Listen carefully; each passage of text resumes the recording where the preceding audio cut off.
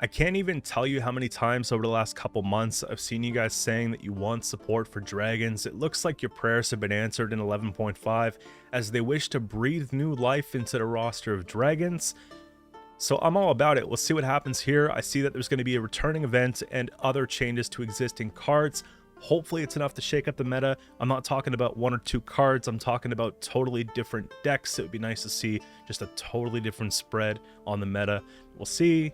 I'm not expecting that completely, but, you know, I'll take a deck or 2 out and a new deck or 2 in. That's fine. Now we have the Shoop event returns.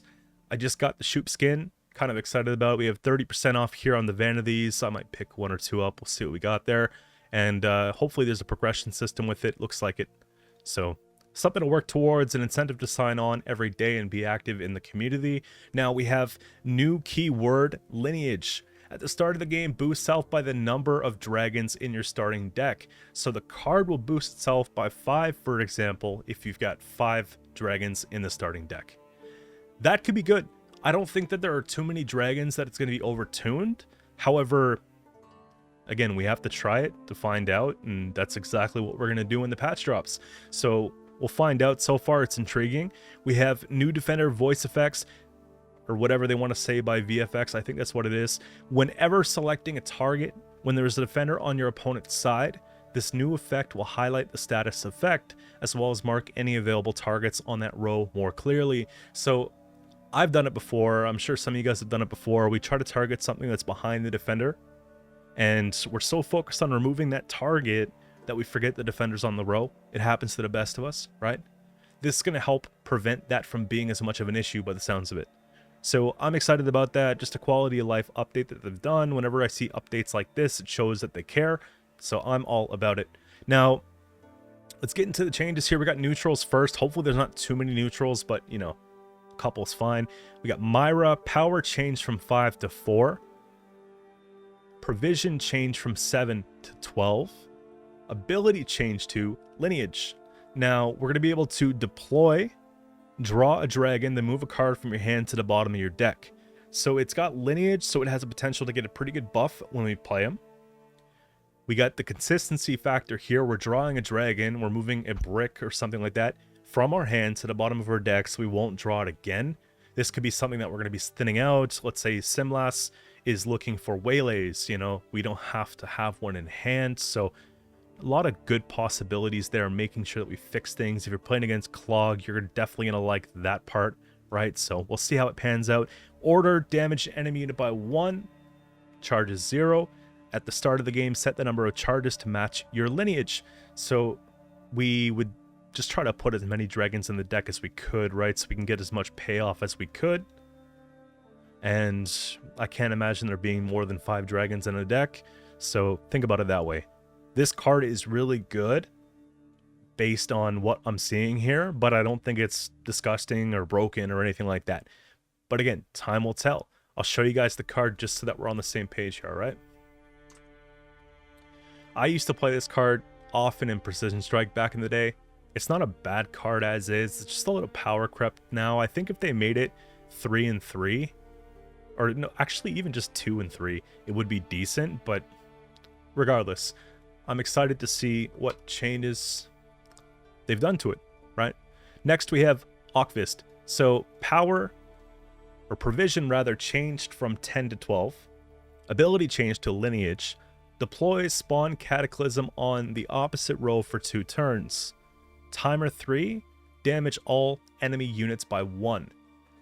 So it got a bit of a provision nerf, but we got the Cataclysm. What's the base power on this card? 6 base power. Cataclysm for 2 turns. Cataclysm does 3 damage, assuming no armor. So let's say we got 6 base, plus the lineage, so it could slam for like 10 or 11 points, potentially. And then we got the 6 points payoff, and then timer 3, just to make it all the better. Damage all enemy units by 1. This feels like the Araka Swarm Killer if we can't treat it, right? Which is pretty interesting. I think that this card appears to be very good, and I would imagine that this could be played in a Madoc deck, just get even more Cataclysm there. It seems pretty flexible. You don't even have to really play it for the lineage. That's like an added bonus almost. The Cataclysm's really nice. The base body's nice. I still think you'd want a couple dragons, but, you know, timer 3, damage all. There's a lot of decks that just like tempo dump and swarm, so this could be very good. The point ceiling on this card's ridiculous. It's fair enough that it could be answered. I'm really excited to see where this one goes. Look out for this on the ladder this coming season. I think it's going to be a big one. Now, Roach provision costs change from 9 to 10. This doesn't seem like much, but I can tell you it's actually really big, because all these golden necker decks that are going around and a lot of the Renfrey decks that are going around right now rely on Roach for thinning so that they can draw the win conditions that they need, and just, you know, that tempo dumping factor, that whole win on even mentality, right? So provision changing to 10 means that we might have to compromise one of our tall punishes or one of our big playmakers and have to downgrade that to something else in order to fit this. So what we're probably going to see is a lower play rate for the Roach and maybe more Knickers based on me not seeing Knickers here. Knickers still staying at 8 provision. Knickers is a little bit more clunky, so, you know, it has repercussions. So there's that. Do I have to show you guys Roach? I don't think I have to show you guys Roach, but I could show you guys Roach, just in case. You already know. Now we got Census Blaze. Power change from 5 to 1. Provision cost change from 10 to 12. Ability change to Lineage. While in hand, deck, or on the battlefield, whenever an enemy unit is destroyed or banished during your turn, boost self by 1. So this looks to me like it's sort of like an endgame point slam. I've been seeing a lot of these over the last few patches of cards being reworked towards that sort of endgame thing. If you guys think of Gord, or if you think of Karen Thayer, that's a good example, right? We have the Owl for Scoia'tael. There's a lot of different things going around like this kind of thing. But power change to 1, provision change to 12. It's kind of like Regis as well, if you think about it. Now, Lineage, it's going to get a bit of a boost there. While in hand, deck, or battlefield, whenever an enemy is destroyed, banished during your turn, boost self by 1. You got to kill a lot of things to make that count. I'm curious to see how effective this is going to be. If you're playing, let's say, Scoia'tael Control, and you've sort of put the Dragon package, I could see it being pretty easy to destroy or banish something, right? Especially if you're doing like a Maddock Bombs thing. It has to be an enemy unit. I don't know if that includes tokens. I don't believe it should, but it sounds like it could. So maybe that could get quite scary. We'll see. It might just be going towards that last say really matters type meta. And again, it's not the end of the world. So I'm just going to pull them up here.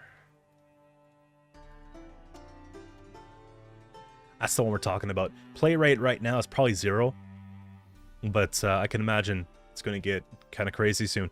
So we have Villain coming up here next. Provision change from 11 to 13. Ability change to Lineage. Timer 3, destroy the highest power unit. Plural, right? It could be multiple, kind of like Scorch on the battlefield, excluding dragons you control.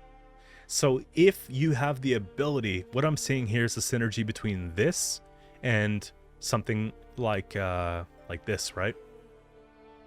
If you could start chiseling things down to be the same base power, Precision Strike, again, is going to be great for this. Any sort of leader that has points through damage, I think is going to be decent. Like if you could just dish a point here or there, it's going to be great. Onslaught could be doable. Guerrilla Tactics could be doable, right? So destroy the highest power units on the battlefield. It's a big Scorch and the Dragon in one card. That's the one we're talking about. So right now it's just destroy the highest power unit. Timer 2. I guess we'll have to see how it goes. I'm not opposed to that. I think that the Dragon package altogether, they're very expensive cards, right? 12, 12, we got 12, 13, you know, to fit all 4 in the deck, that they all have conditions as well. You are sacrificing other things. You know, you're relying on this combo quite a bit. So I think it's fair. Now, Acid Spit felt like one of the cards in the last patch that just didn't really take off at all, right? It was very progressive, very slow, and it looks like they realized that. They did a provision buff, so from 8 to 6, a little bit more support for the insectoid archetype, right? Maybe you don't even know what the card is yet. It just came out, no one's playing it. I tried it one day. So basically, it's like a 1 damage per turn type situation. It's really not bad, though, because you can do multiple spawns in 1 turn. It's just 8 cost feels a little bit weird, right? And the second ability doesn't always happen. So I think that's reasonable to give it a buff to 6, and we'll see how it pans out for the next season. Honestly, if AQ becomes meta, are we really upset? No, not really. So Kikamore Worker, remove the melee condition. I'm pretty sure that was just the gain armor when you play Insectoid, was it not? Yeah. So I believe that they removed this because the Hive, right? A lot of these were getting spawned from Hive, and they felt like maybe we shouldn't be even padding it up more. Maybe there should be more repercussions to playing Hive, and I think that's completely reasonable. Usually people are just getting these off Hive. They're not including them into the deck by themselves anyways at 4P, so it's really not a big deal with that there. Those are the changes for monsters. I think they're enough for now. We'll see how they pan out. Skellige has more changes, and I'm excited about this now. So Coral provision cost changed from 9 to 8. So some of you guys who don't like the discard package, I know it's really hit or miss. It's getting a buff, right? I guess because Roach got nerfed, they want to just balance it out and try to cater to those who still want to play sort of discard or tempo dump Skellige. So now we have Coral back to where she actually was before. Coral used to be 8. She was, you know, nerfed to 9 maybe about a year and a half ago. So it's not all bad. Dagger 2 Blades, provision cost changed from 10 to 9. So you guys know, and I'm sure you've tried, Dagger at 10 feels kind of bad, but Dagger at 9 is intriguing. Talk about the Dagger. I don't think I have to show you guys Coral. Coral's basically just, here, we'll do it first, just so that we're covering what we got to do here, you know? Whoopsie. So we got, basically, she's going to draw a card and discard a card, and then whenever you discard a card, damage random enemy by 2. So you'd play this along with Burna and, you know, stuff like that. That's kind of the idea.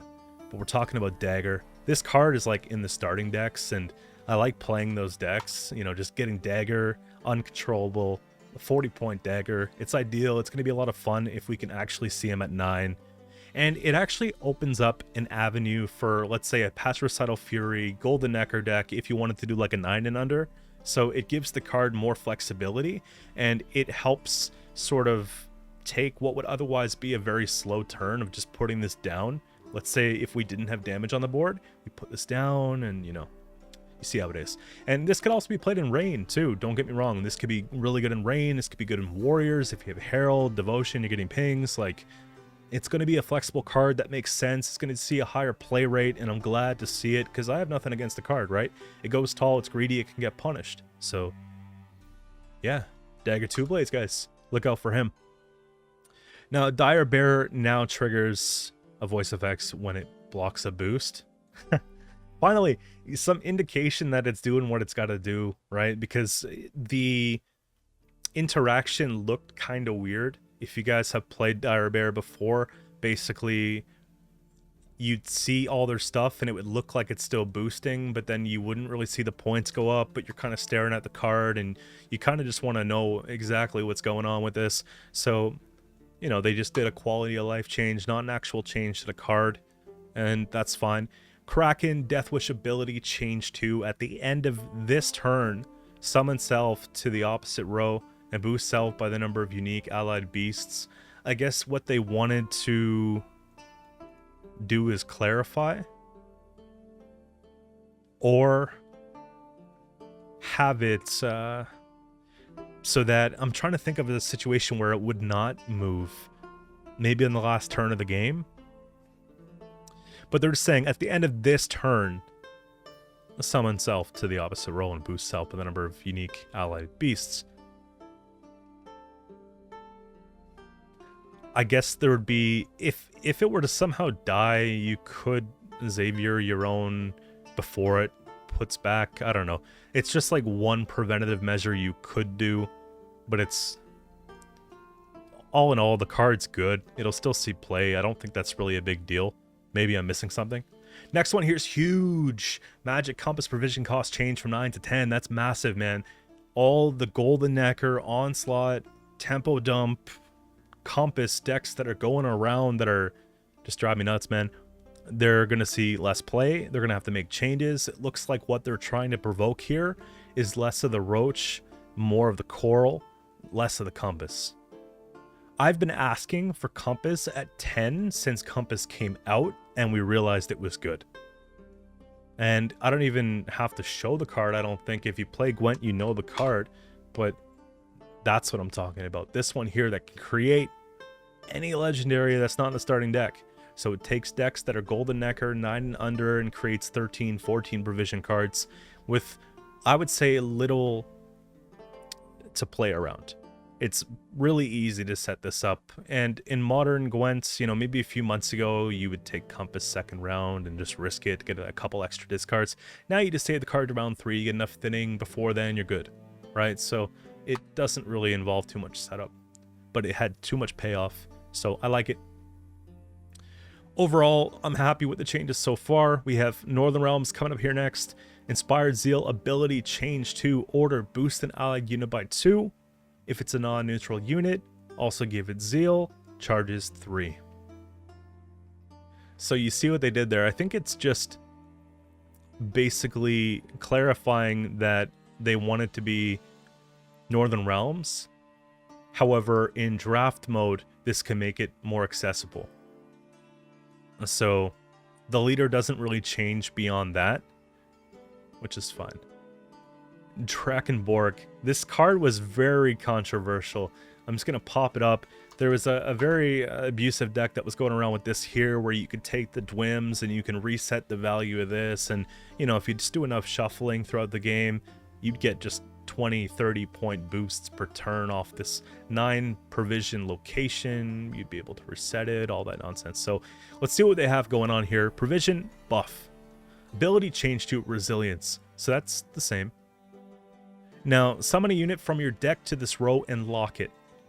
Give an allied unit vitality 0. Increase the value by the amount of boost that was on the summoned unit. So what they've done is they've literally changed the boost to vitality. They killed the card in 1 second, but they didn't actually kill it at the same time. You know what I mean? They made it sort of worth 8 provisions. It definitely wasn't worth 9 before. It was worth like 15 under the right circumstances, right? At least. So that's looking good. I have no problem with that change at all. I actually haven't played Drakenborg before, but I will be definitely playing it this season to see what it's all about. So happy about that. Now moving on to Scoia'tael, probably one of the more controversial factions, right? We talked about Skellige being the other one. I think really Scoia'tael lately has just been super strong, and we'll see what they've done to it. We have Quirixis here, one of the newer cards. Provision changed from 13 to 11. That's kind of scary. It's a very good card. So it has Harmony. Whenever you play another relic, spawn and play a Lock Feign Convergence. This card is basically just create and play a Bronze Scoia'tael unit that's of a category you don't control, essentially. So it's a really good Harmony proc and point slam. Now, they've actually made that 11 provision. And it was already strong. It was already strong at 13. The deck already had a lot going on for it. So we'll have to see how this pans out. Saskia, power change from 5 to 6. Ability change to deploy spawn Elven Deadeye, Rowdy Dwarf, or Young Dryad in the row. Gain an order ability based on what you spawned. So the Deadeye is going to be spawning a Waylay. Wow. Rowdy Dwarf's going to be spawning a Tempering, and Dryad's going to be spawning a Caress. This card saw 0 play. It was not the right Saskia. It was the wrong... Like, you'll see what I mean. It was the other Saskia. Oops, I didn't even copy it. It was the one that you're like, I kind of want to play this, but it's not very good. This one here. The fact that it's going to be giving us what it's worth, power change to 6, And then we get, let's say, 3 points. And then we get the extra waylay, which is, depending on the board state, very good. Or the Rowdy Dwarf, we give the armor plus the 5 boost. Plus the Dryad is even actually very good, right? It has harmony, so you could do that whole synergy here. Tall base power, you've got the Symbiosis engine, and then you can go and play a Caress, right? That's actually very good. I think this card's going to see more play. I don't think it's necessarily going to be played in every Scoia'tael deck, but I can think of a few that are going to benefit from it, right? Symbiosis will benefit from it, Dwarfs will benefit from it, and some sort of elves or control elves, it doesn't really matter, or just even mid-range with Waylay package could benefit from this type of card. So before I was playing other Dwarf packages in my mid-range decks, but maybe we try Saskia and see how it goes. So we have Mahakam Defender. Ability change to Barricade. At the end of your turn, boost self by 1. So I believe this card was just boost currently, right? Yeah, Inspired. At the end of your turn, boost self by 1. Now it's Barricade. That makes more sense to me, at least, because Dwarves play in around armor. So to have one that was just kind of going off a boost, it felt out of place. Now it feels right at home. Okay. We have Nilfgaard changes coming up here next. Was that all the changes? No, we missed one. Saskia Commander, that's a big one. Power change from 3 to 4, or 4 to 3 rather. So we have basically base power nerf. Provision cost change from 13 to 14. This card was very, very difficult to play around. If the opponent, rather, not the defender, if the opponent put down one of these at the end, like the first turn, you're kind of just chasing, right? They're going to be tempo dumping from this card, thinning out other cards from the starting deck. It plays for consistency. It's always bringing out engines. And on top of that, they're actually playing cards. So if you can't treat Saskia, you basically give the opponent a free round. Given that we have the 3 base power now, it's going to be making Saskia much easier to remove, even if we can't target her. Right? If we have random damage, Reckless Fury, Leader Ability, Cataclysm, all types of stuff like that, right? So I'm excited for the change. I don't know if Saskia is going to be auto-include. You guys have to see. 1 provision and 1 base power is actually pretty significant.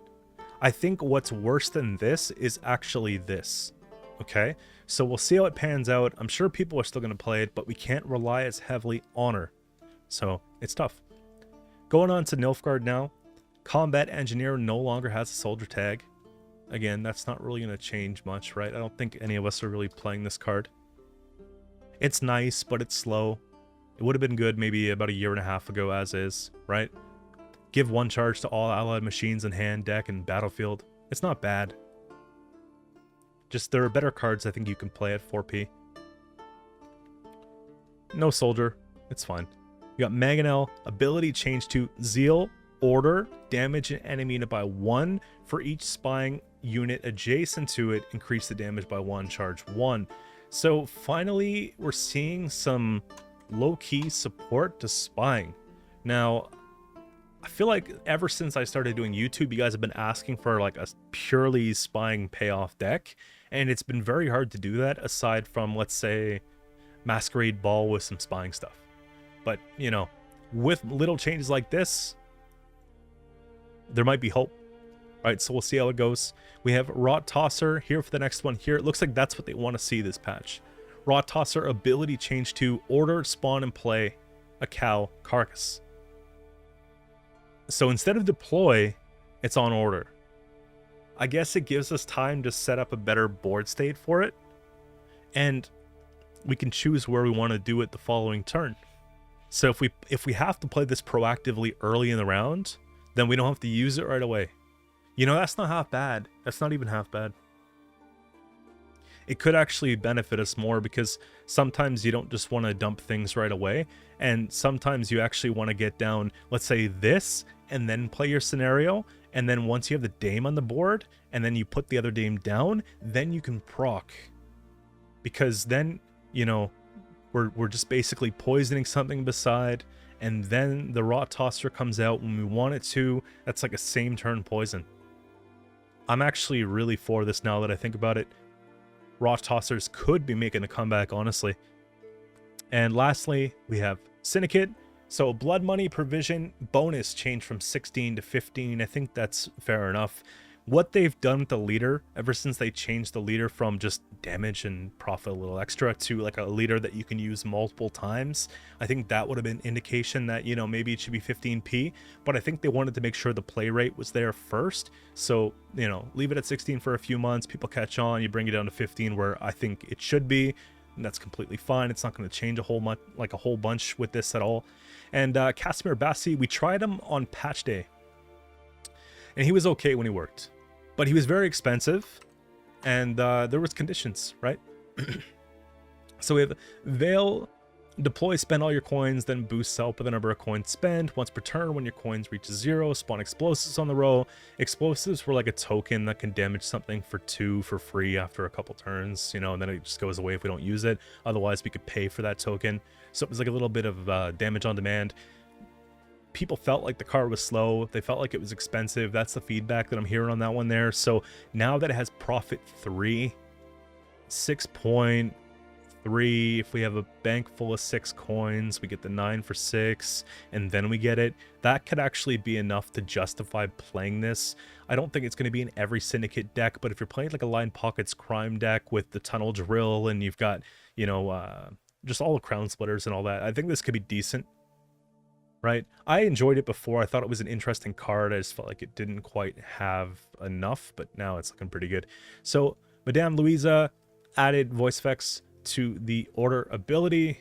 That's what we're talking about. We're talking about Louisa here. This card used to be played non-stop. Now we just don't really see it, but it could be good. Intimidate, so whenever we play a crime, it's getting a boost.